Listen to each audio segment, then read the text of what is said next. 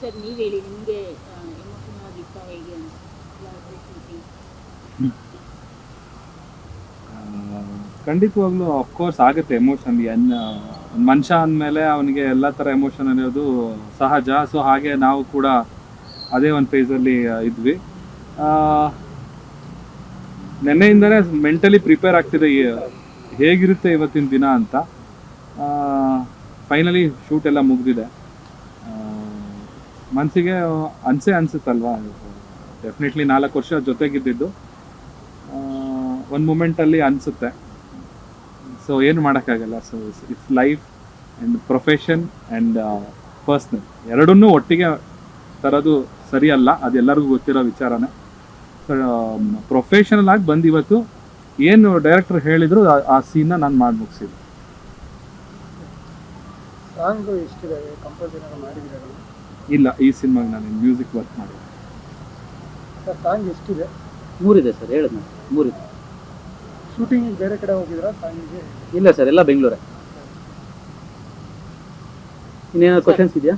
ಈ movie ಒಪ್ಕೊಳ್ಳೋಕ್ಕೆ Satish soil ಒಪ್ಕೊಂಡ್ರೆ ಅಥವಾ Nivedita heroine ಅಂತ ಹೇಳ್ಬೇಕಂದ್ರೆ ಈ ಸಿನಿಮಾದಲ್ಲಿ ನಿವೇದಿತಾ ಅವರು ಲೀಡ್ ಆ್ಯಕ್ಟ್ರೆಸ್. ಅವ್ರದ್ದು ಪಾತ್ರ ಜಾಸ್ತಿ ಇದೆ ಸಿನಿಮಾದಲ್ಲಿ. ಅವರಿಗೊಂದು ಸಪೋರ್ಟಿವ್ ಆಗಿರಲಿ ಅಂತ ನಾನು ಅವರು ಬಾಯ್ ಫ್ರೆಂಡ್ ರೋಲ್ ಮಾಡೋಕ್ಕೆ ಒಪ್ಕೊಂಡಿದ್ದೆ. ಮೂವಿ ಸ್ಟೋರಿ ಆ್ಯಕ್ಚುಲಿ ತುಂಬಾ ಚೆನ್ನಾಗಿದೆ. ನಾವು ಒಪ್ಕೊಂಡಿದ್ದು ಇವರಿಂದ, ಡೈರೆಕ್ಟರ್ ಸರಿಂದ. ಯಾಕಂದರೆ ಅವ್ರು ಬಂದು ಸ್ಟೋರಿ ಯಾವ ಥರ ಹೇಳಿದ್ರು ಅಂದರೆ ಪ್ರಾಬಬ್ಲಿ ನೀವು ಅವ್ರ ನರೇಷನ್ ಕೇಳಬೇಕು, ಅಷ್ಟು ಇಮ್ಯಾಜಿನೇಷನ್ಗೆ ಹೋಗ್ತೀರಾ ಅಂದರೆ ಅಷ್ಟು ಚೆನ್ನಾಗಿ ಹೇಳಿದ್ರು.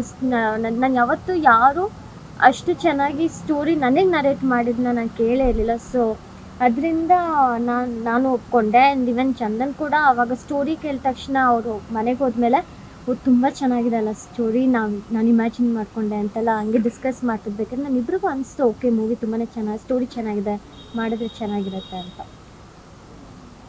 ಲಾಸ್ಟ್ ಟೈಮ್ ಇಬ್ರು ಇದೇ ಶೂಟಿಂಗ್ ಸೆಟ್ ಅಲ್ಲೇನೆ ನಾಗರಬಾವಿ ಹತ್ರ ಇದ್ರು, ನಿಮ್ಮ ಇಬ್ಬರ ಆ್ಯನಿವರ್ಸರಿಯನ್ನು ಸೆಲೆಬ್ರೇಟ್ ಮಾಡ್ಕೊಂಡಿದ್ವಿ. ಸೊ ಆ ನೆನಪುಗಳೇನಾದರೂ ನೆನಪಾಯ್ತು?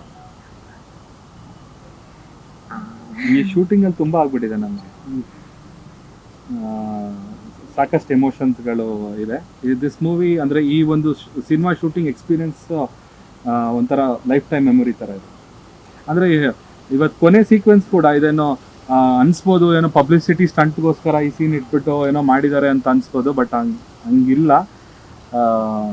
ಅದೊಂದು ಸೀನ್ ಮಾತ್ರ ಬ್ಯಾಲೆನ್ಸ್ ಇತ್ತು. ನಾನು ವಿದಾಯ ಹೇಳಿಬಿಟ್ಟು ನಾನು ಫಾರಿನ್ಗೆ ಹೋಗೋ ಅಂಥದ್ದು.